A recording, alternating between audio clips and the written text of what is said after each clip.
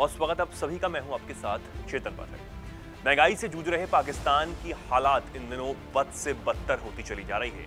पाकिस्तान के हालात इतने खराब हो चुके हैं कि वहां पर आटे का भाव 150 रुपए किलो तक जा पहुंचा है। वहीं 15 किलो आटे की बोरी की कीमत 2250 रुपए तक हो चुकी है। इसके साथ लाहौर में आटे का भाव 145 रुपए प्रति किलोग्राम पहुंच चुका है। पाकिस्तान की अर्थव्यवस्था बिल्कुल बिगड़ चुकी है और इसे ठीक करने के लिए पाकिस्तान दूसरे देशों से लगातार खैरात मांगने में जुटा हुआ है। इसी बीच पाकिस्तान के प्रधानमंत्री शहबाज शरीफ का एक बड़ा बयान सामने आया है। दरअसल शहबाज शरीफ ने भीख मांगने वाली बात खुद कबूल कर ली है।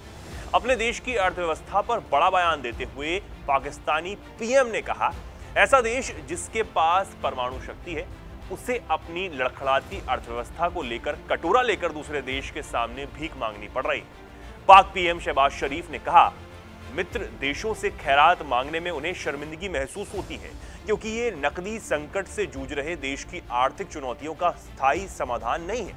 सिर्फ इतना ही नहीं, पाकिस्तान को अब होश आ रहा है कि उसने अपने देश पर अब तक ध्यान नहीं दिया, क्योंकि शहबाज ने बताया कि पिछले 75 सालों के दौरान देश की विभिन्न सरकारों ने आर्थिक मुद्दों पर ध्यान नहीं दिया, जिसकी वजह से उन्हें सऊदी अरब के सामने दोनों हाथ फैलाकर भीख मांगनी पड़ी और उन्हें इस दौरान बहुत शर्मिंदगी भी महसूस हुई। उन्होंने कहा, विदेशों से भीख मांगना पाकिस्तान की आर्थिक चुनौतियों का सही समाधान नहीं है, क्योंकि कर्ज अंत में वापस करना ही होगा।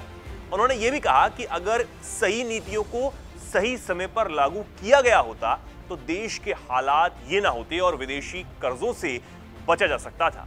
जानकारी के लिए बता दें कि शरीफ हाल ही में संयुक्त अरब अमीरात से कटोरा लेकर भीख मांगने के लिए पहुंचे थे और उस दौरान वहां से शेख मोहम्मद बिन जायद ने पाकिस्तान को $1 अरब अमेरिकी डॉलर का और कर्ज देने की घोषणा की।